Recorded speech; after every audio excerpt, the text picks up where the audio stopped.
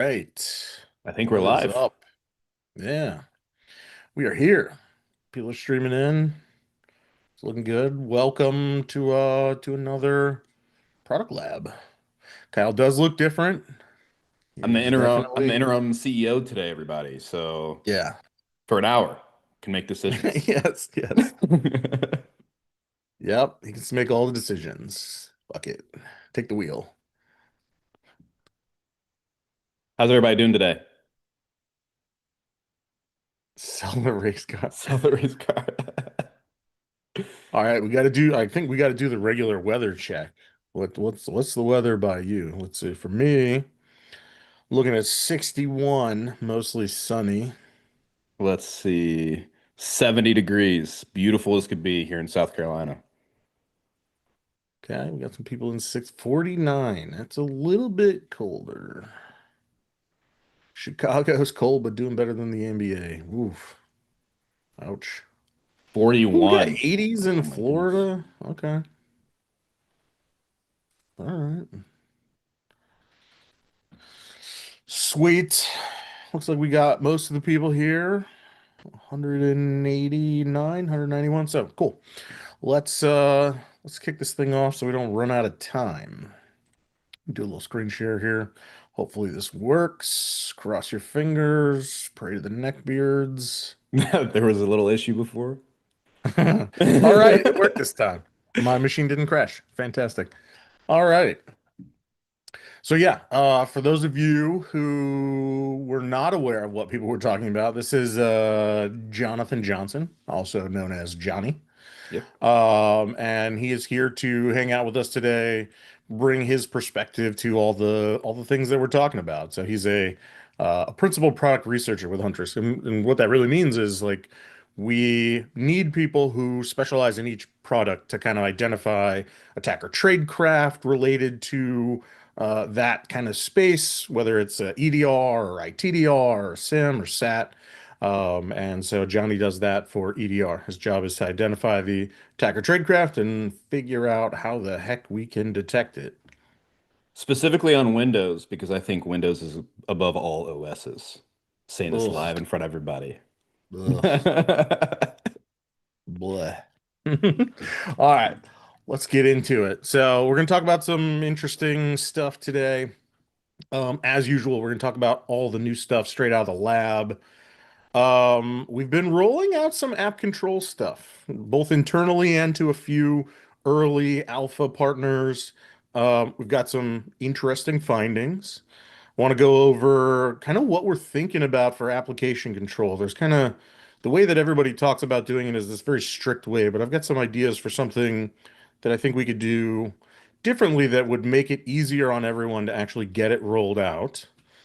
Johnny's going to talk about some firewall stuff that we're doing. And what's probably everyone's favorite topic from last week that rolled over into this week is end of life. And does that mean SOL?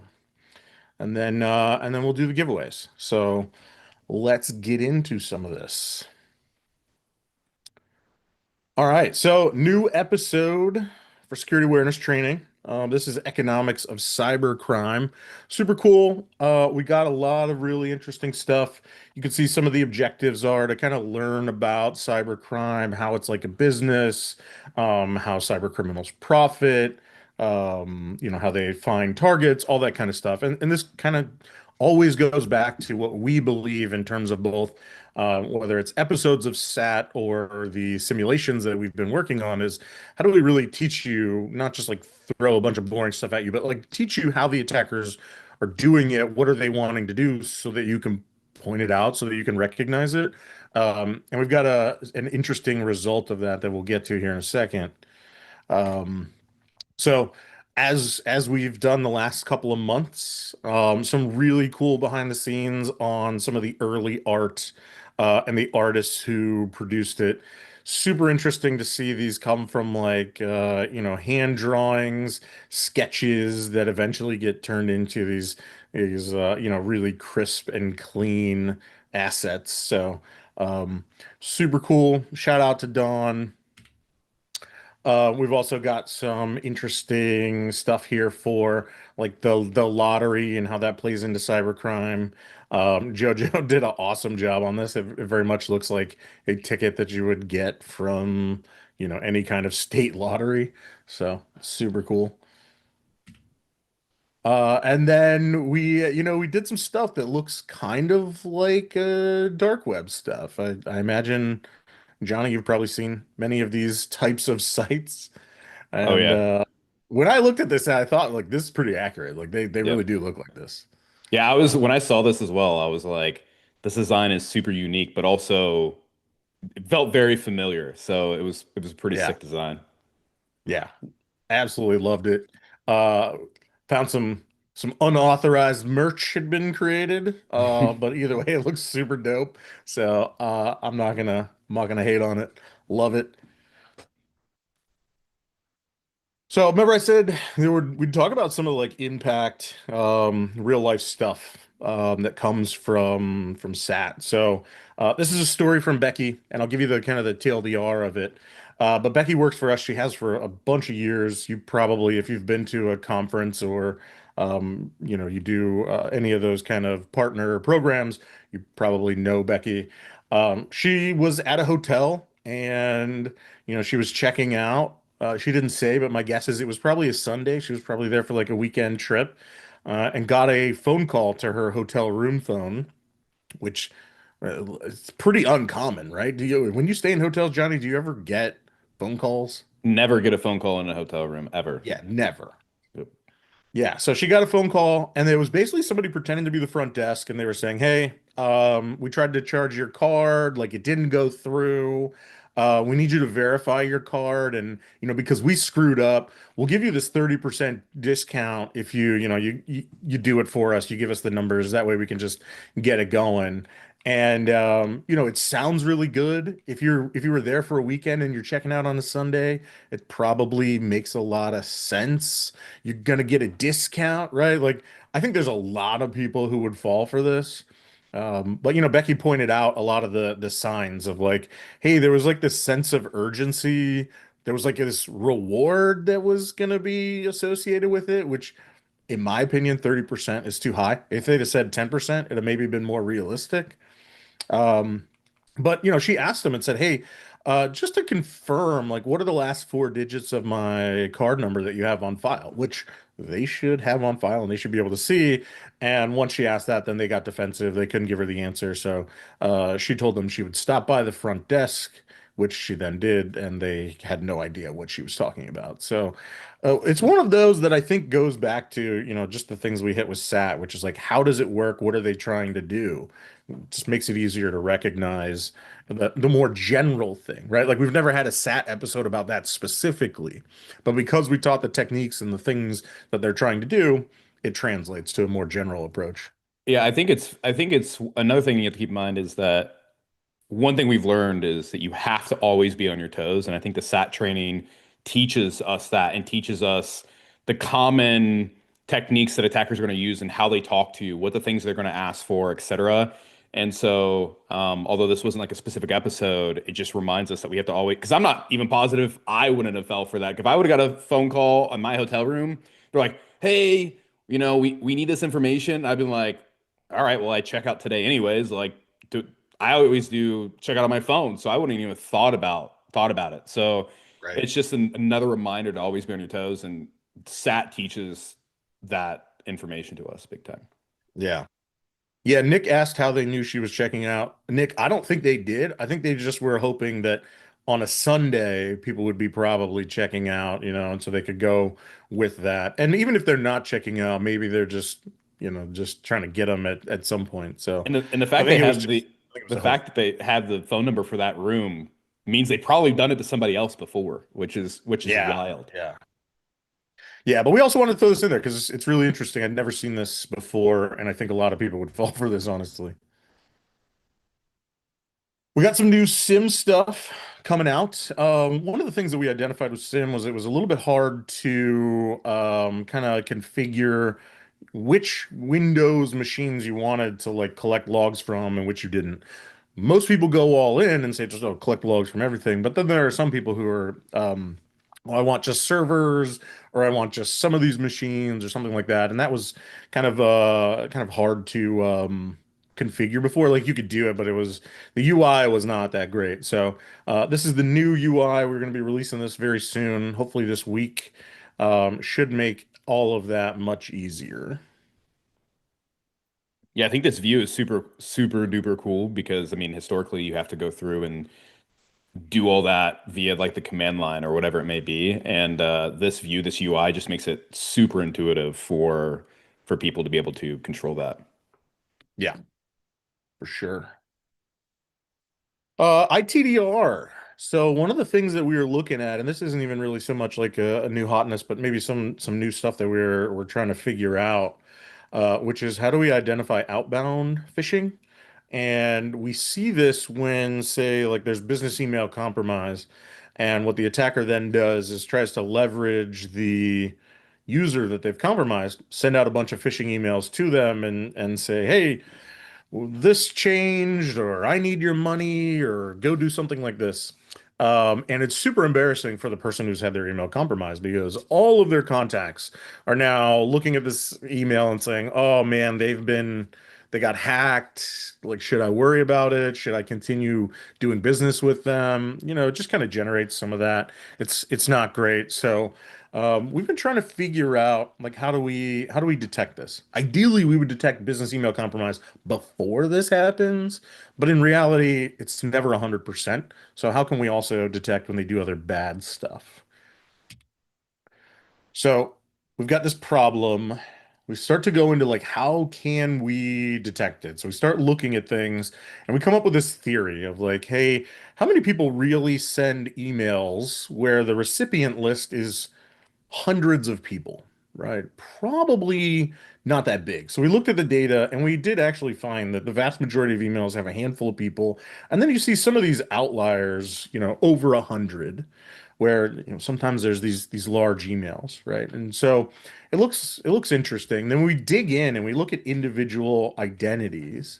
There's this identity where you can see most of their emails have just very few recipients on it, but then they got this one outlier here with, you know, 400 plus recipients.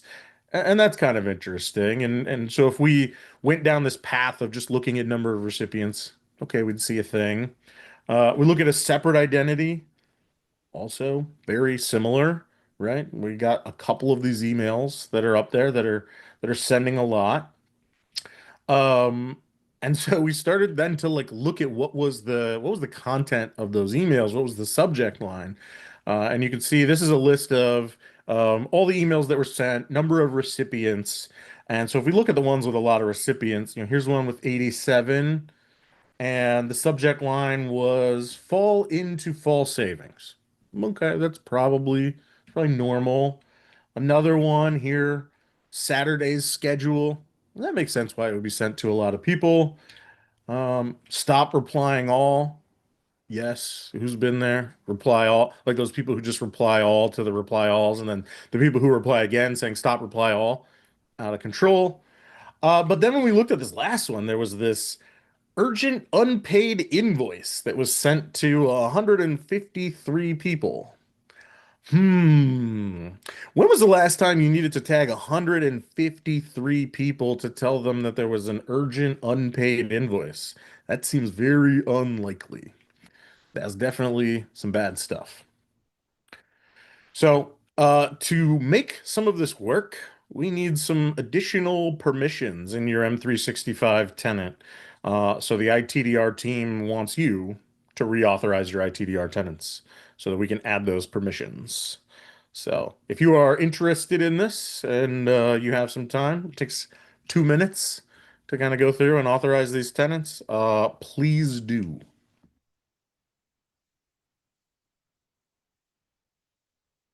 Also, ITDR, we've been looking at data center login detections. So, you know, we talked about before about like VPNs and how attackers were using VPNs to pretend like they were coming from the US or whatever, even when they were located in, you know, South America or Eastern Europe or wherever they happen to be. Um, and so we added VPN detection and started to flag those as like, hey, this might be sketchy. We talked a couple months ago about like, hey, we're now seeing stuff from data centers, and what does that look like? So you can see now that there's a bunch of data center login signals that are generated. Most users, pretty much all users, are not logging in from a data center, i.e., like AWS or Azure or something like that. They're logging in from their house. And so like our rejection rate for these reports is pretty low, 3.34%, which is good. Still not as good as we'd like it to be. We'd love it to be like somewhere around 1%, but you can't always get that accurate. So we're continuing to work on this, but wanted to kind of give you an update on some of the stuff that we've been doing there. So here's some examples of like what we saw for data infrastructure signals. AS here stands for autonomous system, which is like a segment of the internet, and they're assigned to like companies, and basically so they'll say like, oh, this range of IP addresses is an autonomous system, and it's for these people. So the top five are probably not ones that you would have guessed, other than maybe the top one. Latitude.sh, Interserver Inc., DataCamp, M247. It's like a lesser version of M365. And then DigitalOcean. You probably heard of DigitalOcean. But like these are the places we're seeing people log in from, which makes no sense. And so when we see these kind of things, we generate incidents, let you know that, hey, some user's been compromised. And so you can keep going on. Oh, NordVPN uses M247. That makes sense. I've never heard of M247. M247 before, actually. I have no idea what that is. Not a clue. Not a clue. Uh, all right, Johnny, what do you got? Alrighty. So, back in August, Kyle mentioned this thing called preventative EDR, preventative endpoint detection and response. And here at Huntress, we have taken that very seriously in the sense of how can we protect our customers a little bit more. So if you go to next slide, Chris, what does this mean? It means that we're starting to build in preventative measures inside of our EDR along with auto remediation. There's some things that you can prevent from happening altogether, certain code execution. But there are things that you really can't stop because there's not a good way to make a decision during code execution and prevent that. So having an auto remediation feature that sees the bad and goes in through the agent is amazing. And so some of the features that we want to push this through in is process termination, auto host isolation for things like ransomware, which I'll get into here in a little bit, disabling users on the fly, et cetera. And these, once this becomes more live, there will be opt-in features and things like that for auto remediation. But a little announcement, the EDR team has been building a micro engine to focus specifically on ransomware-based techniques. And in September, we were able to see 50% of ransomware campaigns before encryption. We saw a lot of more than 50% of campaigns, but before encryption, which is huge. And the real goal here at the end of the day, like, is to make these attackers think, hey, I can encrypt files. And then it's like, huh, psych. I made this meme earlier today and I'm very, very proud of it. So I hope everybody else likes it as well. But that's really the goal, right? Is, we have a lot of capabilities here at Huntress. We have a lot of great detections. We have the canaries. However, there are a lot of techniques that we've uncovered with research and malware reversing of actions that ransomware actors are doing all the time. And why can't we just see that and stop them? And so the micro engine's been live for a little bit, but it's currently in audit mode. And we are getting very, very close to turning on some auto remediation features, which will be pretty sick once that happens. Yeah, and this is kind of extension of something that we've done a few times that we called vaccines, where we would identify specific behaviors or whatever from different pieces of ransomware, and we would try to detect those early in the process, kill the process or suspend it or whatever, so that way it couldn't continue doing Yep. encrypting the file. So this is really kind of an extension of that, of like, how do we take that and do that more? How do we provide like a framework to do this kind of stuff? So And very Kyle cool. said it great in August. Like he mentioned, like some things you can prevent, but also if we can input things that slow the attacker down as they are trying to execute, we can start to pick up on that activity sooner and honestly stop them from spreading as well. And so those are the Yeah. focuses that we have whenever we talk about PEDR is these remediative features that we're implementing. Yep. Okay, so I am the Windows EDR product researcher. So my counterpart for Linux, Chris Ryan, did a great job of giving you all what you've wanted for a while, and that is detections around web shells in the Linux EDR. And for those that don't know what web shells are, they're simply just a script that you can upload to a web server. They allow interactive access. He's done a phenomenal job building this inside the Linux EDR, and this quarter, there will be detections rolling out for web shells. And so that's going to be super sick for that side. So for those that are curious about our Linux EDR, we are building it. We are building in capabilities. We are writing detections as we speak. So if you haven't seen that, maybe get a trial and look at it. But they're doing phenomenal work over there on the Linux side.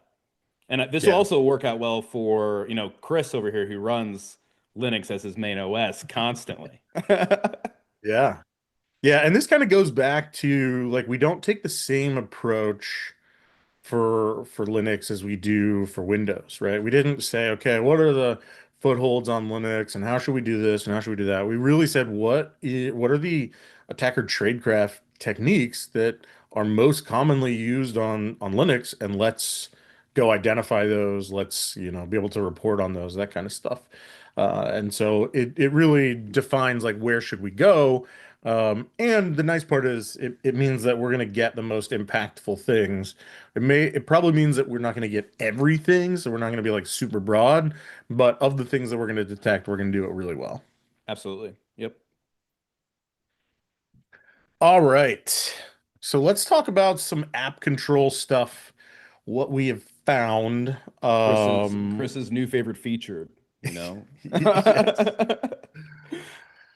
So we've rolled this out a few times. We've rolled this out both internally, like all of our Huntress assets that are Windows machines are running this. That's maybe a third of the company. The other two-thirds is running Mac. And we don't have a we're not doing application control there yet. So we rolled this out. We also rolled this out to a partner with like 1,000 endpoints, and another with a few hundred endpoints. And we've learned some interesting things. But what we've been really focused on is how do we burn down these audit events? So when you put the policy out there, Windows will generate audit events for everything that it would have blocked. So it'll generate the event and say, hey, this was not on the allow list. We would have blocked this if this policy was in enforced mode. And you could see back in September when we first rolled this out, we were getting a lot, like in a single day, 120,000 events of like, this process would have been blocked, or this DLL load would have been blocked, or whatever. And you can see it kind of goes up and down. Like the weekends, there's just less activity. But what we have been doing is kind of going through the data really every like 6 hours. On a business day, I'll usually do it like twice and look back and say, what are all the things that tried to run that failed?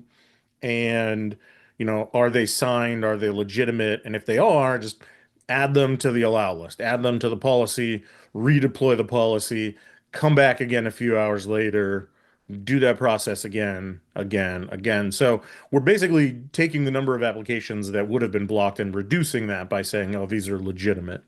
And you can see the numbers are just going down and down, and they're just continuing to trend downward. So that is the plus side of what we've found. We've I think also one found some interesting things, sorry, like what we one signed thing, Python. yeah, sign Python. Yeah, One there's like some application which is running. You can see the DLL here, Python 312.dll, and it's loading all of these PyD files. This is like compiled Python, which is basically turned into a DLL. And so these are all loaded and then they're being rejected, right? And this is on a lot of machines. And that's so so it's like, scary. I hate dang that. it.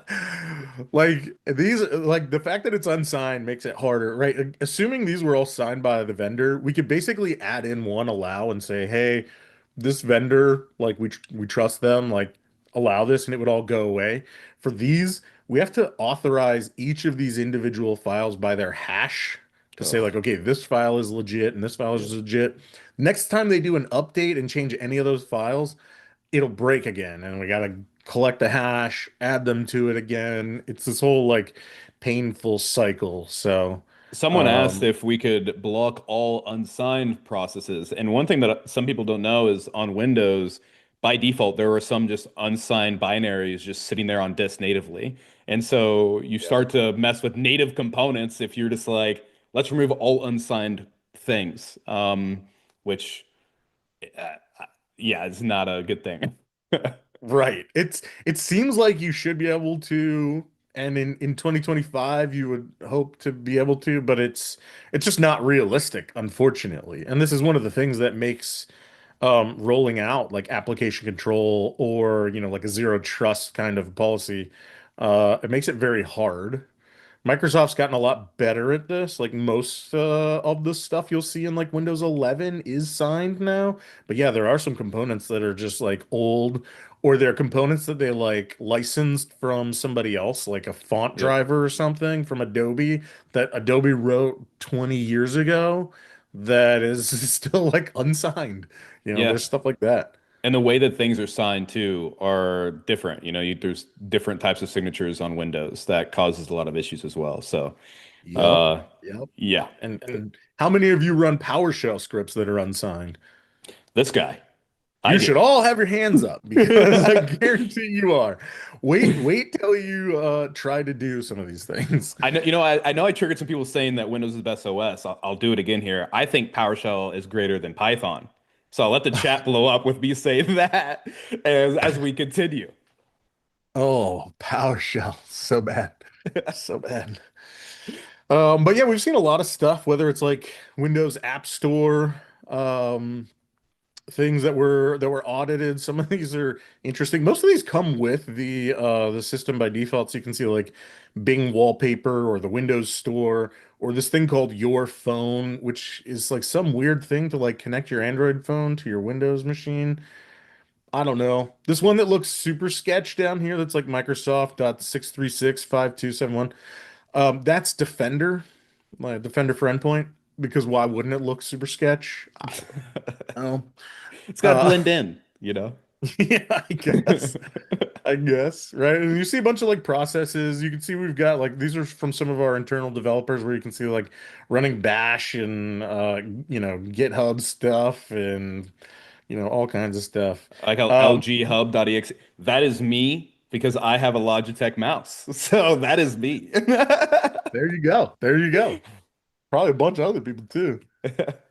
One that we found that was interesting was War Thunder. This is a video game for anybody who's not familiar. Did you figure out when this came out, Johnny? I think this was before my time of, like I started my gaming career with like Halo, this is a little bit more This, than that. this is old. This is super old. So, you'll find interesting things like people running video games on their work laptops. So there Isn't you War go. Thunder like a tank game where you just run around? I think my buddy plays it. And I Yeah. have never played it, but he's like, "Oh, I gotta play War Thunder." And I always make fun of him for playing with his tank. So I've never played it, but Tanks, planes, boats. That's what people are saying. It's epic. Love it. oh man, that's hilarious. Oh, we also learned that WDAC has many side effects. So the idea is we roll out a policy in audit mode that's not supposed to block anything. It should really just be completely passive, silent, not changing anything. That is not how this actually works in reality. We rolled it out to some places and immediately started getting support tickets from people saying, "Hey, my agent just checked in and like this no longer works. I'm getting these weird errors about the assembly cache being corrupted or like virtual desktops not working." This one here that you can kind of see in the back here. This was actually somebody trying to run something called Sage. It's very much like QuickBooks. They could not do their job because this policy that was in audit mode was starting to do some stuff. And so yeah, it's very interesting. Like these aren't documented. I mean, first of all, WDAC is not highly documented at all. But the fact that like there are different settings like HVCI and some of these other settings that even in audit mode have these side effects that actually change the way the system works and can break things.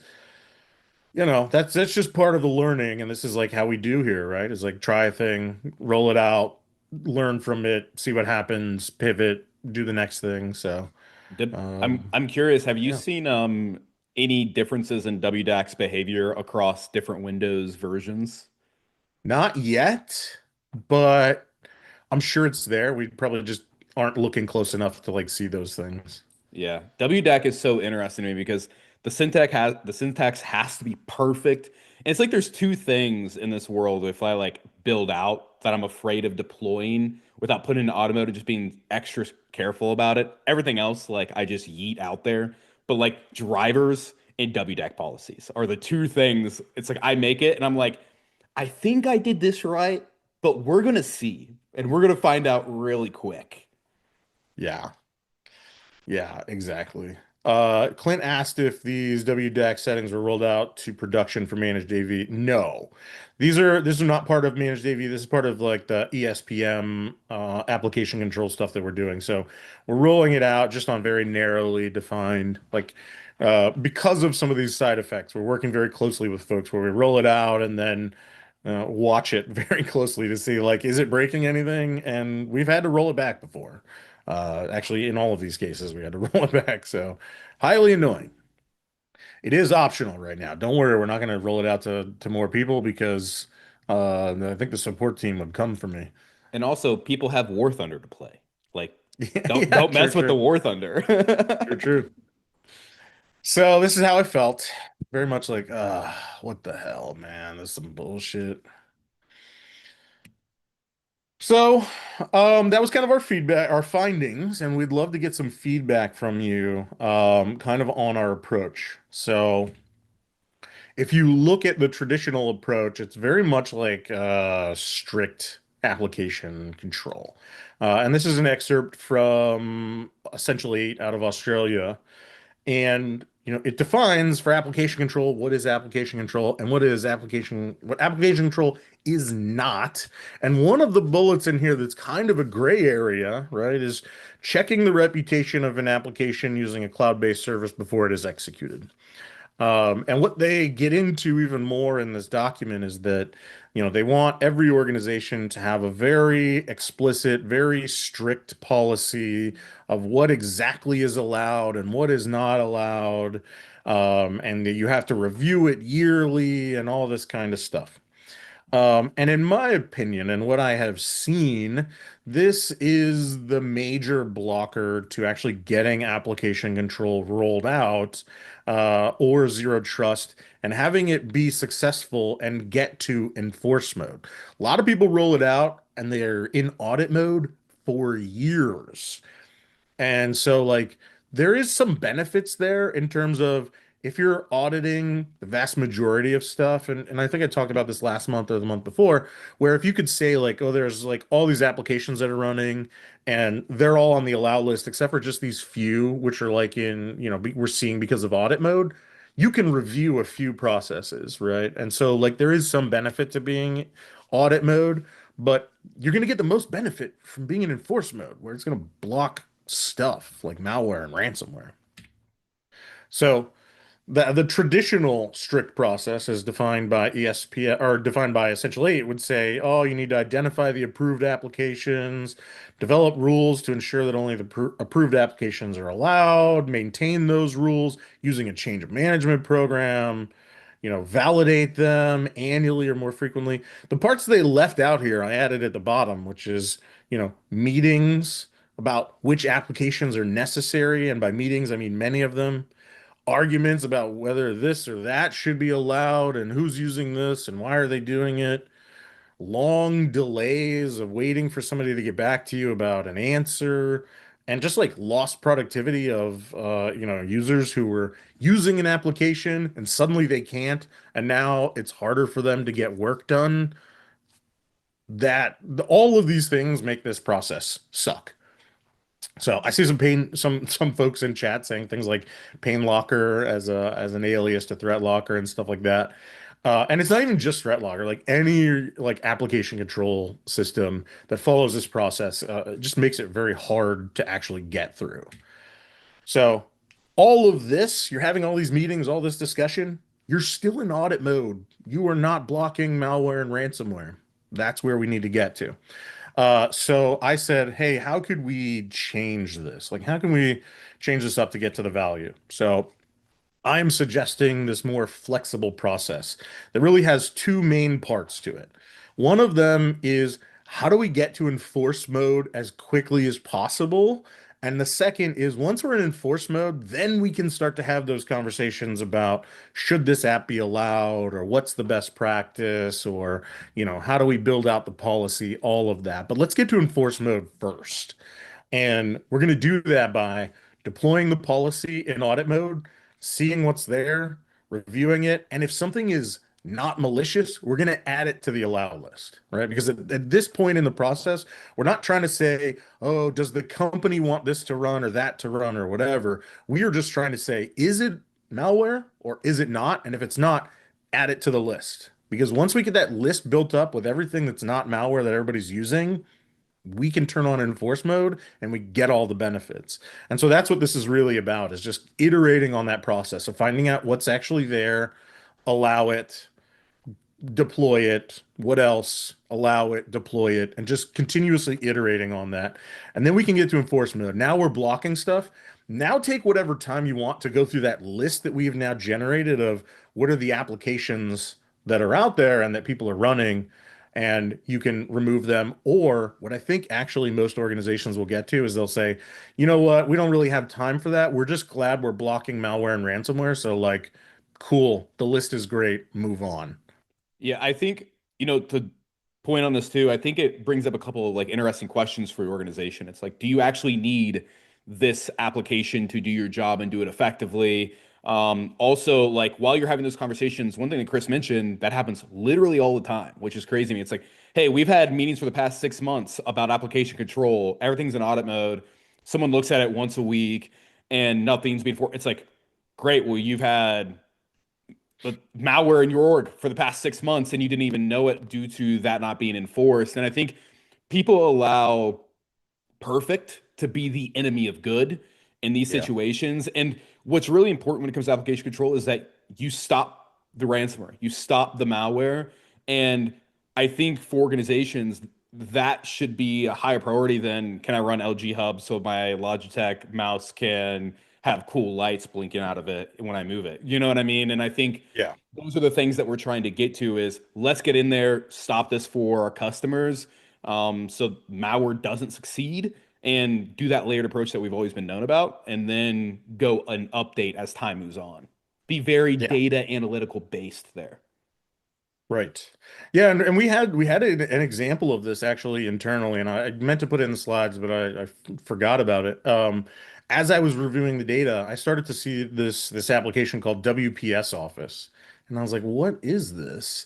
And I went and looked, and it's an application that's it's kind of like an Office suite, but it's made by a company called Kingsoft, and it's a Chinese like Office suite application, and my initial gut feeling was, ooh, that seems maybe sketchy. Like, but as I step back, I was like, okay, this is unlikely to be just outright malware. Like maybe it's sending your documents to China, maybe, but probably not. Um, do we want to allow it in the org? I don't know, but it's probably not malware. So instead of breaking that user's process, like we can have that discussion later. Let me add it to the list as like, hey, this is allowed, and then let's move on. Yep, Right. And that allowed me to continue moving rather than trying to spin up and have all these discussions and figure out who's using it and what are they using it for and why are they using that instead of Microsoft Office or Google Docs or whatever, right? Like exactly. it just allowed us to move forward. And so this is what we're going to try to build out as part of like the Huntress application control. Yep. We'll roll it out in audit mode and automatically it'll detect things, say, yep, this is legit, yep, this is legit, and just start adding it. So we'll burn that down. And hopefully within days or maybe 2 or 3 weeks, we can get you to fully enforcing, and now you're in a much better security stance. Yeah, you can't get stuck in the mud while trying to march forward. And I think that's where a lot of times it goes wrong. So trying to get to enforcement mode is super important for customers. Yeah.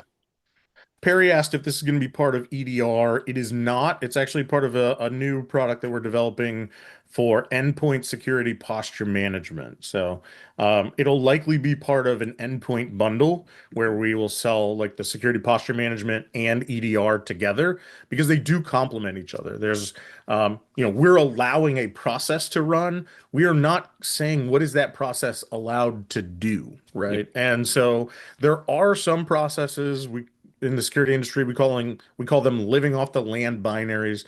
They're legitimate executables that are signed, but they have some of these like side effects that you can use to do things that like in a malicious way. Yeah. And so ESPM will say, "Oh, it's allowed to run," but EDR would detect, "Hey, this thing is doing something it totally shouldn't do." So the Yep. two in combination really work well together. It's like WMI or the greatest terminal ever, aka PowerShell. It's like, they have to be there but they're also used for sketch all the time. So we can't just block that inside of Right. the ESPM. Yep. Where did my mouse go? There it is. I like So how yeah, Gregory wanted brought to up. wanted to get some feedback and just see what you all think. I saw there was a lot of like support in chat saying like, "Hey, this is good. We like this. Like this is the right approach." But like this is one of those things that's kind of different than a lot of the industry does. So definitely wanted to get some feedback and see like, am I out of my mind here? Or does this make sense? So I like how Gregory brought up PS exec tools. Exactly. Like those are all signed by yeah. Microsoft. So Yeah, right. And they have legitimate uses, but like also can be super sketch. yep. So cool. So this was some research that Johnny did about the firewall, and we called this friendly firewall. Yeah. So I'm sure many have heard here about the ability to tamper with security applications through the firewall, whether that be, the normal firewall or the Windows filtering platform. It's convenient for attackers because they don't have to actually interact with the security product whatsoever in terms of, terminating it or doing whatever. They don't even have to touch it. And so there and we are always trying to be better at anti-tampering techniques. And so one of the things that we saw was, like I mentioned, instead of unhooking or disabling our service, you know, people go through the firewall and they basically say, I don't want you to communicate outbound. And so our EDR can't get information from the servers and we can't send it up. And that is not good whatsoever. There's obviously some really cool tools out there like EDR Silencer, EDR Sandblast, but also a native binary I'm sure many have heard of called NetSH, which happens all the time to interact with the firewall. So if you go to my next slide here, Chris, what we have implemented is basically earlier we talked about these auto remediation features. And inside of our EDR, we've gone ahead and implemented one where if someone, we can't necessarily prevent someone from creating a firewall, right? There's no way for us to sit in the middle there. However, what we can do is check whenever a firewall rule is being set. And so whenever that happens, we can auto remediate whenever someone is setting a firewall rule against any of our agents here at Huntress. And what you see here in this image is someone has created a firewall rule and it's called Rio Block. And it's an inbound rule that's saying, I don't want any communication to come to Rio.exe. Same thing would happen for if it was an outbound rule. And if you click one more, what you'll see here is we now have detections built in around these tampering uh, techniques. And what's cool is with the auto remediation, we go through and we remove the firewall rule. So if we ever see a block action based on our firewall rule or on our application at all, we go through and we remove that. And then we're able to ship data up. And we have detections on if that happened. Next slide. You might be wondering, though, is it just Huntress? And the answer is no. It's also because we do managed AV, we have to look after our partners and their applications. So, Microsoft Defender, for example, we have built in as well that if someone creates a firewall rule around Defender, and block it whatsoever, we go through as well and we remove that rule, and then we send up a detection around that as well. And so that is a really cool first implementation of this auto remediation and detection piece that I was talking about earlier, as we continue to build up these capabilities. So you might be wondering, what about the Windows filtering platform? And that would be a great question. It's a little more intricate under the hood, and so there's a little more development that has to happen. However, that is coming this quarter. At the end of the quarter, we will have the same functionality where we go in, we remove the rule, and we're able to speak back out, and we have detections as well around that. So not only will we have, like I mentioned, auto remediation, but also detections. And if you click one more, I think I have a sick. Yeah, I knew I had a meme in here that I made. So, which is really what this is all about. It's just an opportunity for me to share memes. But here you can see, someone creates a Windows filtering platform block rule, and we remove that and say, "Ha, gotcha, not today, buddy." And then we send the detection up. And those are the vibes that we're going for over here on the EDR side. Yes, yes. All right. Now time for mailbag. So this is where we kind of talk about something that we've heard about a lot. One of the places I saw this a lot was on Reddit. There was a lot of people talking about the Windows 10 end of life that happened last week before, something. I think Yeah. it was last week. Yeah. Um, and there was a lot of back and forth of people saying like, "Oh, like we've got a lot of Windows 10 machines. What are we going to do about this?" So we wanted to kind of talk about this a little bit and see kind of where we're going. Yeah. Windows 10 this month has last week on the 14th has gone quote unquote end of support. Now, we've seen this happen time and time again, right? Like Windows 7, Windows 8, 8.1, and continued on. And that's just going to continue to happen. And we still see a very significant amount of our endpoints around Windows 10. And it's going to Yep. take a long time for those migrations to happen. I mean, like some people don't even have, Chris and I were just joking about this earlier. Some people don't even have the hardware to move from Windows 10 to Windows 11. And so it makes it very hard. But does that mean that just because Microsoft has end of life support, does that mean you have end of Huntress life support? That's the question. Right. Um, and so one thing to keep in note for those that, which I'll touch on the Huntress bit here in a moment. One thing to keep in mind is Microsoft historically, when they say, "Hey, this is end of life," means that they're not going to send like mainstream OS updates. However, they will send end of like extended support through like something called ESU. And right now they're offering that till 2026. And you can do this a bunch of different ways. You can do this via one-time purchase for $30 plus tax. Or there's this thing called Microsoft Reward Ports, which I knew nothing about, and I do everything on my Windows machine. So I got to figure out how to get those points because if they give me Yeah. like if they give me like a DoorDash gift card to Taco Bell, I'm going to use that every time. So I got to figure out how to get those points. But The more you use PowerShell, the more points you get. That's how it works. yeah, I would have all the talk. I would own a Taco Bell at that point, which is actually my dream. And so as we see here, like when it comes to end of life support for maybe Microsoft, the good news is that doesn't mean end of life Huntress support. We have, in a slide, we'll show this here in a moment. We have a lot of customers on very, very old versions of Windows. Hmm. What that does mean is that you will, like, we have supported Windows 10 all the way up until this point. We will continue to support Windows 10. As we continue to build out capabilities, we do have to look at the newer features of the OS of Windows 11. And maybe we might have to implement that feature for Windows 11 machines moving up, but that doesn't mean that you're just out of luck now because Right. Microsoft has stamped the end of life and now we're like, sick. We don't have to support these either. And that would Yeah. literally be the majority of our machines. Yeah. And I mean, it's a hassle for us in many ways to support these older versions of Windows. Like Johnny said, sometimes they don't have security features. We have to like work around that where, we'll detect, oh, it's, Windows 8, so we need to do this thing or we can't do this thing.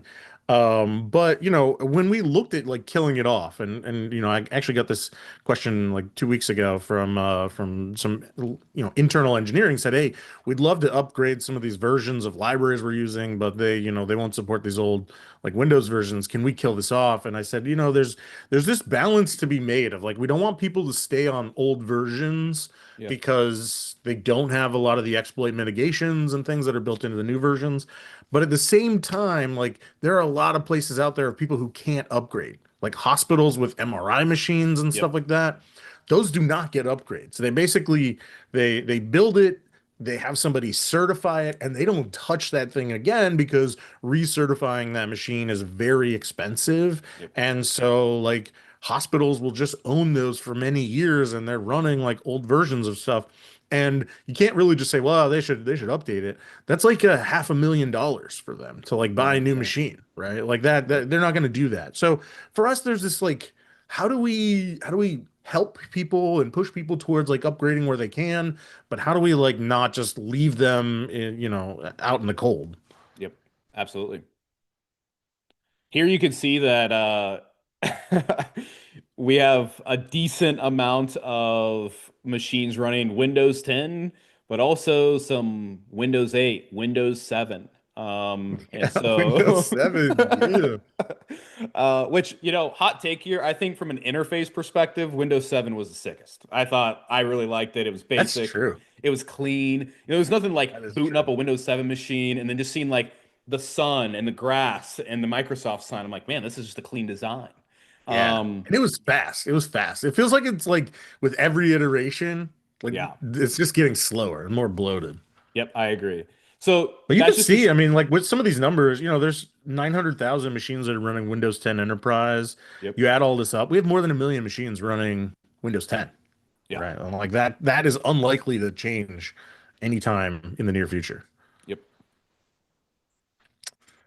So it doesn't necessarily mean that you're 100% safe. So it doesn't mean like if you have the opportunity, like absolutely, and you can, and it's not like a big pain to upgrade to Windows 11, you should. Some really sick like OS mitigations, like kernel mitigations that are offered through Windows 11. Like, Chris is working on WDAC for ESPM. That's only going to get better in Windows 11. So if you have the opportunity, absolutely upgrade.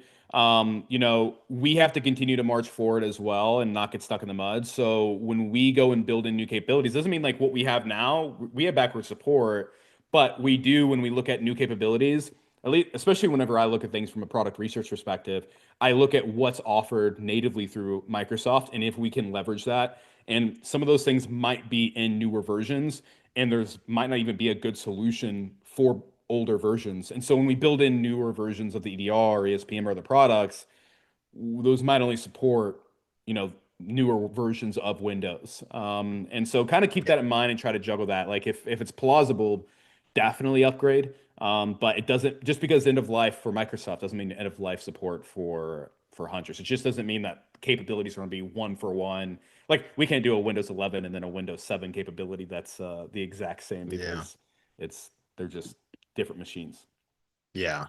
And we're running out of time here, but I did want to provide one like hot take, which is even though Windows 10 is end of life, most people in the vast majority of cases, they're not getting exploited, they're not getting popped because of a vulnerability in the OS. They're getting popped largely because of users who are like running applications, but most of the vulnerabilities exist in the applications. So even a Windows 10 machine, even though it's end of life, it's not really like suddenly way less secure. You just don't see that many OS vulnerabilities anymore. Microsoft has done a lot to get rid of them. They've changed their coding practices. Like it's pretty good. So just because it's like end of life is not really the end of the world. Yeah. But that's probably a hot take. There's a lot of security people who would say I'm probably terrible for letting people think they should stay on outdated versions of Windows, but I saw I think a that's just reality. I saw a funny tweet I was like 2 weeks ago, and someone's like, "What's the appropriate date where people can start dropping all their like OS exploits for Windows 10 after it becomes end of life?" And people were like, 3 months, 6 months, eight, never. They were just going down. Never. Yes. So, Truman actually, he's a product researcher for security awareness training. We looked at a bunch of data from security awareness. So users who were actually taking their trainings, we looked at like what browsers were they using. This was over about a month. And we saw, 5,500 unique user agents. 660 of those user agents had known vulnerabilities that were, categorized as 7 plus, which is generally pretty bad. If you say, oh, what about the things that can't be exploited? What about the ones that are exploited in the wild? Well, there's still 380 of them. So it's very clear that people are using very old, outdated versions of the browser.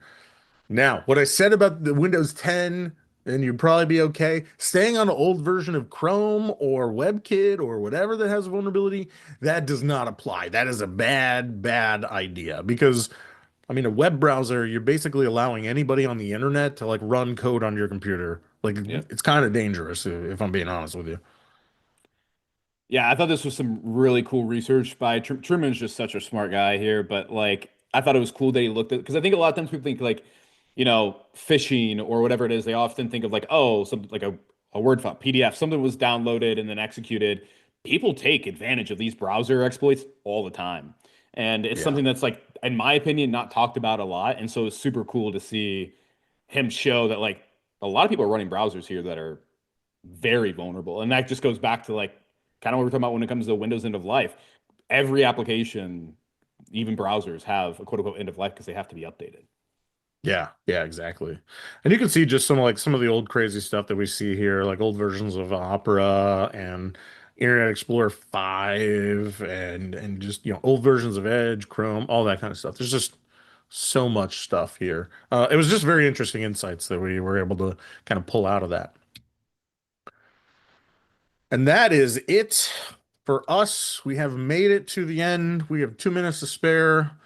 So there's some really interesting stuff coming up. Kyle is going to do a presentation on November 13th. If you've been a Huntress partner or been around Huntress for a while, you'll remember that we used to have this like hacking demo. We put together this like VM and stuff to show people so that they could take it as whether they're an IT person and wanted to show their leadership, or if you're an MSP and you want to show your customers. We kind of showed them how to run through a hacking demo. What does it look like without Huntress? What does it look like with Huntress? To help people understand, like, oh, you say I'm vulnerable, but what does that really mean? So we're going to do another one of those for Microsoft 365 to show people kind of what does Microsoft 365 hacking look like. There's a lot of concern of people around who are using Microsoft 365 of business email compromise, but there's also a lot of confusion of like how and what does it mean and what do I need to look for. So Kyle's going to give a presentation on that and kind of show how it is, and then we'll give this out so that other people can run this for their customers as well. Some live events coming up. Would love to see you at any of these. We'll be at InfoSec World, IT Nation Connect, obviously. We're going to be at Ignite for the Microsoft conference. I don't know if we'll see anybody there. And then we've got two different cybersecurity summits, one in New York and one in LA. So hope to see you there. We have a whole upcoming events and webinars. If you go to huntress.com/events, you can find all of it there. One thing to know if you are curious and want to do the live hacking demo, if you go in the resource tabs in the Zoom, there is a sign up click up. You can click on that and sign up. I don't know why I was No, having a yeah. hard time saying that, but in the Yeah. resources in the Zoom, you can click on that. You didn't have to use a QR code or anything like that. It is in the Zoom. All right, since you are the guest here, Johnny, I'm going to let you pick two attendees to win. We got a t-shirt and a Yeti tumbler. So do I just scroll through the chat That's and how pick? I've done. I mean, you can do it however you want. I just kind of scrolled through and saw like who was participating and just pick some people. Yeah, Um, listen, anybody that says Windows and PowerShell is the best is going to get on my good side in the chat here. So, let's see here. Let me just scroll. He as said the this chat goes guy. crazy. Yeah. Oh, okay, okay. Wow, okay. I'm getting a lot here. Uh, who said Linux is better than Windows? Oh, that was Matt. Can't give it to Matt. Let's see here. Matt works here, that's why. Um, let me scroll. Uh, Sean. Jennings, that's one. I'm just scrolling through here and stopping. I'm doing like eeny, meeny, miny, mo All in my right, head here. Sean Jennings. Okay, Sean cool. Jennings, and then let's do uh there was someone who said this guy, and I thought that was hilarious. Michael Shielder. Okay, I thought that made me laugh really hard, so I'll go love it. those two. Love it. All right. So those are our two winners, Sean Jennings, Michael Shielder. To get your stuff, email swag@huntress.com. I will let them know. We've had some folks in the past few months. They tried to social engineer their way in, which I appreciated. But our swag person did not fall for it. Thank you, everybody. Yeah, thanks for coming. We look forward to seeing you next time. Next month, And more memes. yeah, definitely 100% more memes. So we'll see you then. Have a good one.